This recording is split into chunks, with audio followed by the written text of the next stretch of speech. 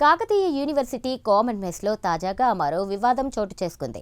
చపాతీకి బదులు కిచిడి పెట్టారని విద్యార్థులు రోడ్డెక్కారు. కిచిడి వంట పాత్రను కామన్ మెస్ నుండి మెయిన్ గేట్ వరకు తీసుకొచ్చి ధర్నా చేశారు. విద్యార్థులు వంట గిన్నెలు ఎత్తుకురా